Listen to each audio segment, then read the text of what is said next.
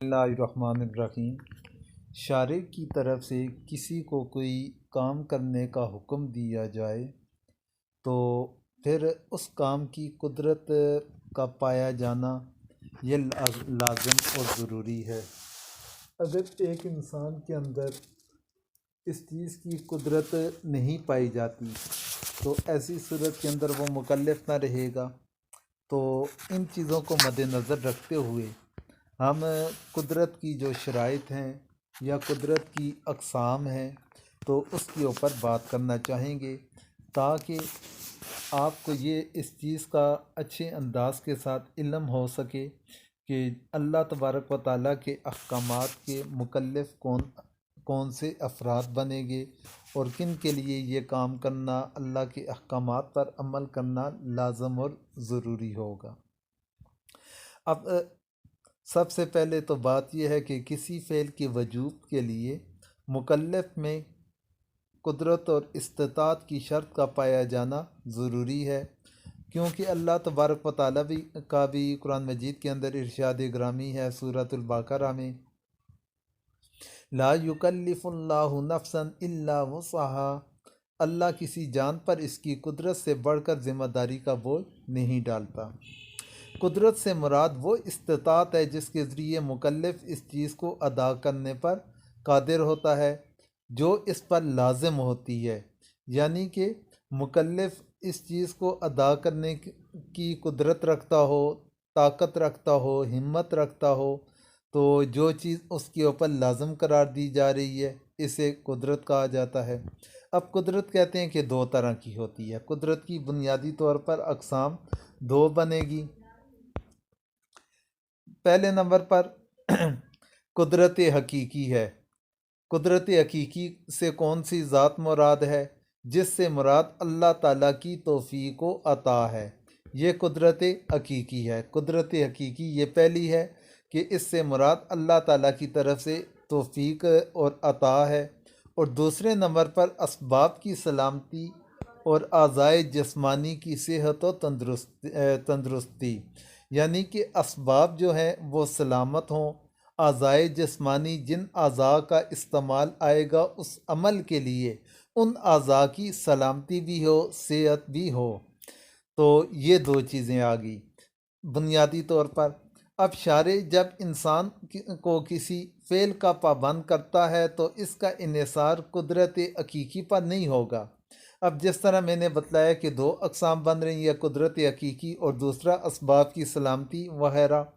تو اب کہتے ہیں کہ شارع جب کسی انسان کو فعل کا پابند کرتا ہے تو اس کا انحصار قدرت حقیقی پر نہیں بلکہ اسباب کی سلامتی اور اعضائے جسمانی کی صحت و تندرستی پر ہوگا۔ اگر انسان پر کسی فعل کو لازم کرنے کا انحصار قدرت حقیقی پر ہوتا تو غیر مسلم جو حالت کفر پر مرا ہو وہ ایمان لانے کا پابند و مکلف نہ ہوتا، کیونکہ اسے توفیق نہیں ملے، اسے اللہ تعالیٰ کی طرف سے توفیق و عطا نہیں ملی، وہ ایمان نہ لایا، تو پھر تو اس کی بات ہی ختم ہو جاتی ہے۔ تو اس لیے کہتے ہیں کہ شارع کی طرف سے کسی فعل کا جب پابند بنایا جائے گا تو اس سے مراد پھر یہ قدرت حقیقی یہ مراد نہ ہوگا، حالانکہ یہ شخص ہر ایمان لانے کا مکلف ہے۔ کسی فعل کی ادائیگی کے لیے مکلف میں جس قدرت کا پایا جانا ضروری ہے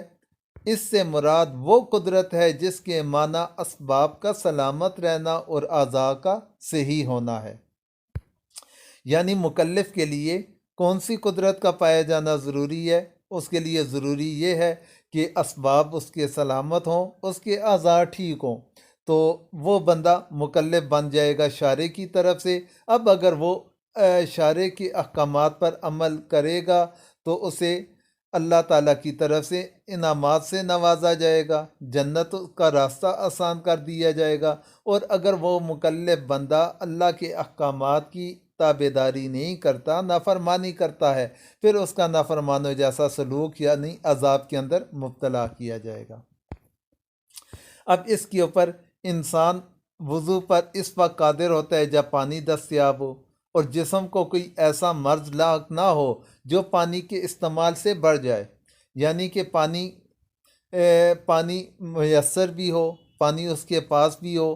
یہ اس کے لیے قدرت ہے وضو کرنے کے لیے، اور دوسرا یہ کہ اسے جسمانی طور پر کوئی ایسی بیماری نہ ہو کہ وضو کے لیے جب پانی کا استعمال کرے گا اس کی بیماری کے بڑھنے کا خطرہ ہو۔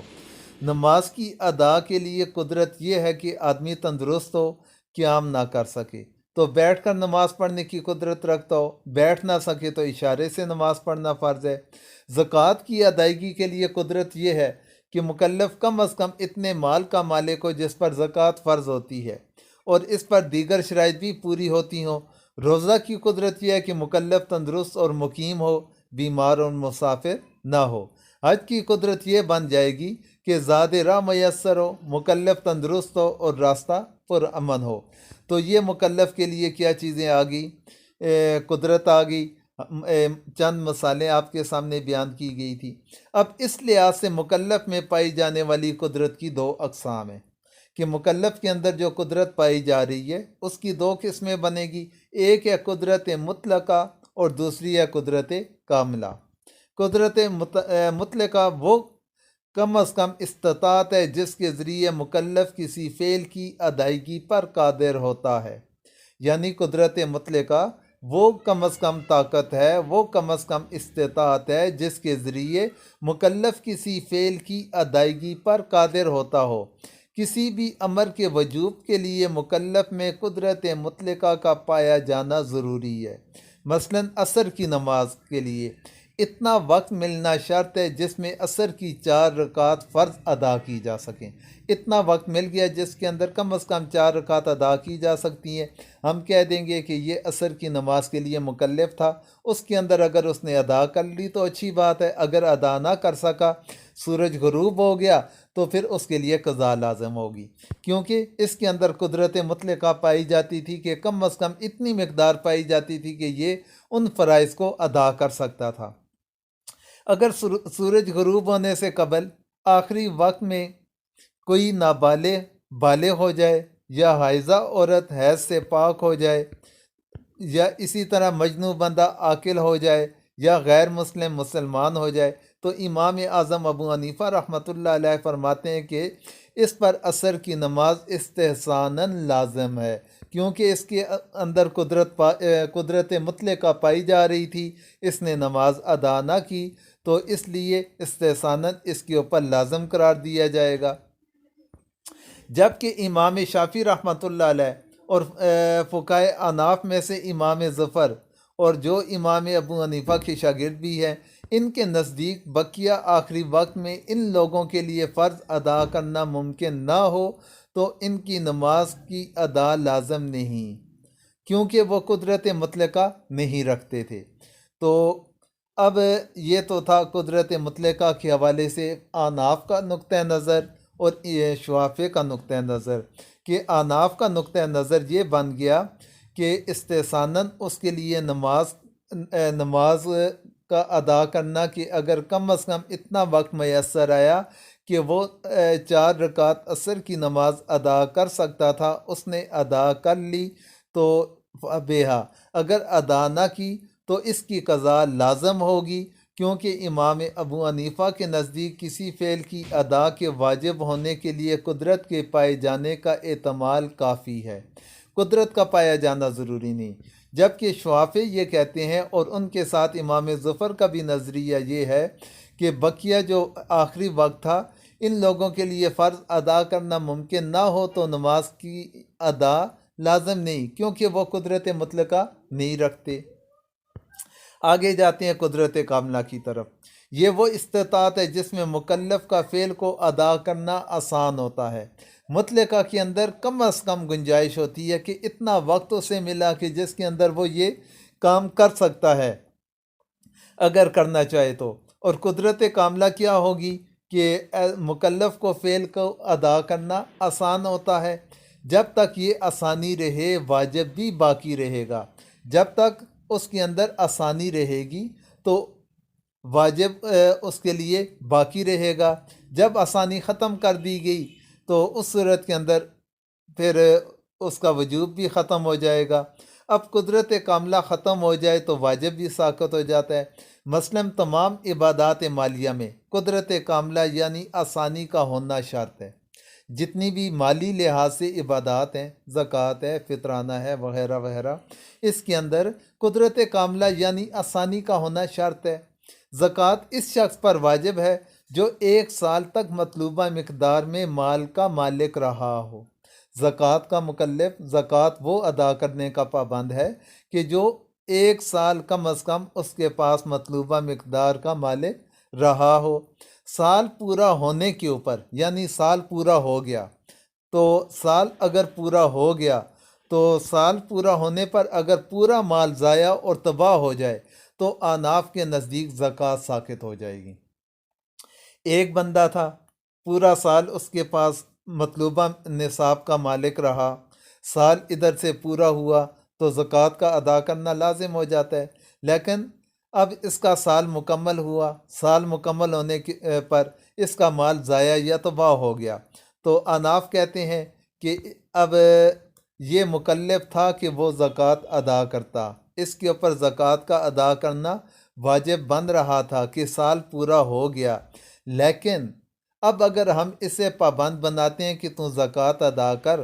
اس کا تو پہلے اتنا نقصان ہو چکا ہے، مال اس کا ضائع ہو چکا، تو اب اگر اسے ہم پابند بنائیں گے یہ الٹا اس کے اوپر تاوان ڈالنے کے مترادف ہے۔ تو اس لیے فرماتے ہیں کہ احناف یہ فرماتے ہیں کہ قدرت کی تو اس صورت کے اندر اسے ہم یہ کہیں گے کہ اس سے زکوٰۃ ساقط ہوگی۔ اب دوسری طرف احناف تو اس کے لیے یہ گنجائش نکال دیتے ہیں کہ اس سے زکوٰۃ کو ساقط کرنے کا حکم دیا جا رہا ہے، جبکہ شافعی یہ کہتے ہیں کہ اس صورت کے اندر بھی زکوٰۃ ساقط نہیں ہوگی، کیونکہ پورا نصاب ضائع ہو جانے کے باوجود یہ شخص قدرت ممکنہ کے سبب سے زکوٰۃ ادا کرنے پر قادر ہے، کہ ممکنہ طور پر کہ ممکن ہے اس کے پاس یہ مال واپس لوٹ آئے، تو اس لیے وہ کہتے ہیں کہ اس کے اوپر زکوٰۃ کا ادا کرنا لازم رہے گا، یہ واجب باقی رہے گا، اس سے زکوٰۃ کی ادائیگی ساقط نہ ہوگی۔ یہ شافعی کا نقطہ نظر ہے۔ تو یہ تھا قدرت کے حوالے سے قدرت کاملہ اور قدرت مطلقہ، اور اسی طرح قدرت کاملہ کی یہ 2 اقسام بن رہی تھی، تو وہ آپ حضرات کے سامنے میں نے تفصیل کے ساتھ سمجھا کر اچھے انداز کے ساتھ سمجھایا۔ آخر کے اندر تمام